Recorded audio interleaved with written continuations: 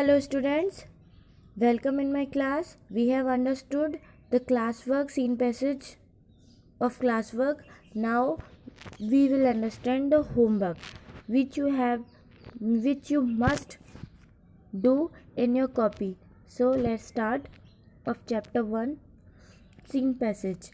Then she remembered her letter and gave it to Totaram to read to her. Then she remembered, अब उन्होंने याद किया. She किसके लिए आया है? तोताराम की मम्मी के लिए, तोताराम की माता जी के लिए शी आया है. तो उन्होंने याद किया कि उनका लेटर कहाँ है और जिसको उन्हें पढ़ना था, क्या न्यूज़ आई है. And gave it to Totaram, और उन्होंने इसे किसे दे दिया? तोताराम को पढ़ने के लिए. एज ही रेड, जैसे उसने पढ़ा, she wandered more and more.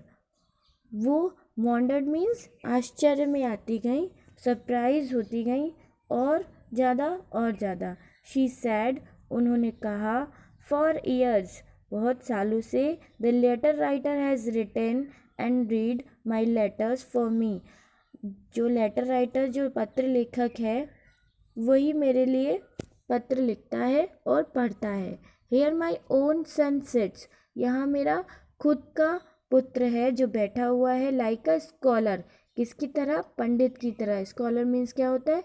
पंडित की तरह पढ़ा.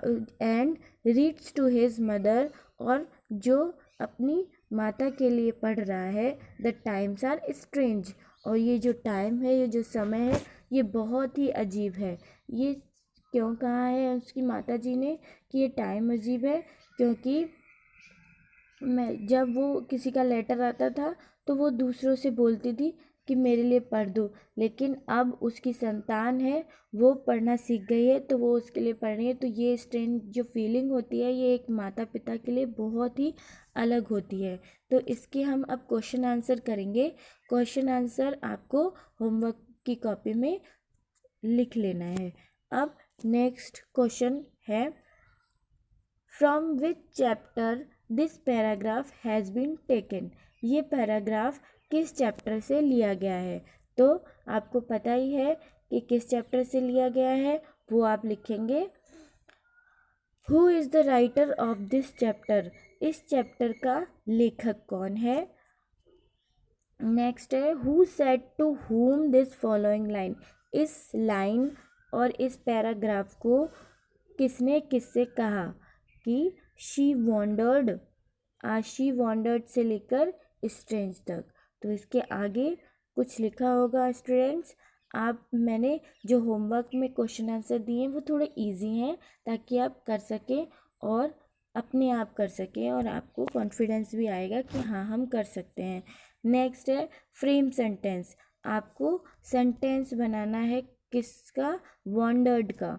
वॉन्डर्ड से आपको एक सेंटेंस लिखना है और उसके टेंस वगैरह सही होने चाहिए, गलत मत लिखना.